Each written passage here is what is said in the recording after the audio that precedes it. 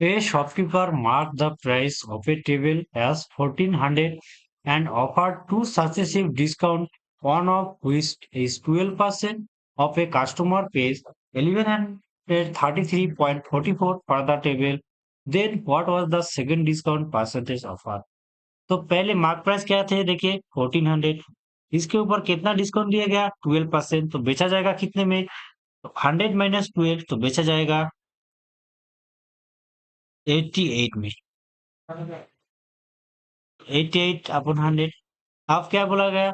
कितने में बेचा गया? 1133.44 में। देखिए पॉइंट उठ जाएगा तो नीचे भी 20 आ जाएगा।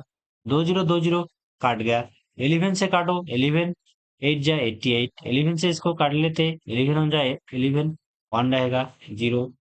3 11 जा 33। फिर से देखिए 0 होगा 4 11 जा 44। अब देखिए इसको 8 से काट देते हैं। 8 1 जा 8 दो बचेगा 23। 8 2 जा 16। तो 13 से 6 माइनस करेंगे तो 7 होगा। 7 से 0 70 आएगा। 8 8 जा 64। फिर से देखिए 6 बचेगा 64। 8 8 जा 64 तो क्या आ रहा है 1288। फिर से 4 से एक बार काट लेते हैं। 4 3 जा 12। 4 2 जा 8। 4 2 जा 8। 4 से इसको काटेंगे 3 4 जा 12। 2 से 0 हो रहा है। 4 5 जा 20। एक 0 आ रहा है। फिर से 2 से काट लेते हैं। 16 2 जा 32। 2 1 जा 2। 2 से काटेंगे 72 जा 34। 10 होगा 5 2 जा 10। तो 175 161 आ रहा है। ये क्या है?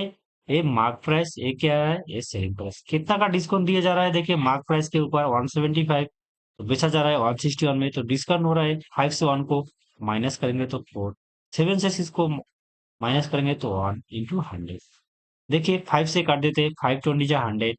5 से काटेंगे 3 5 जा 15 25 होगा। 5 5 जा 25। इससे 5 से काटेंगे 4 5 जा 20। 5 7 जा 35। 7 से इसको काटेंगे 7 2 जा 14। 4 2 जा 8। तो कितना आ रहा है डिस्काउंट? 8% आ रहा है डिस्काउंट। 8% डिस्काउंट दिया। चलिए क्या किया हम लोग फिर से एक बार देख लेते हैं। बोला गया क्या मार्क प्राइस कितना है 1400। इसके ऊपर कितना डिस्काउंट दिया गया?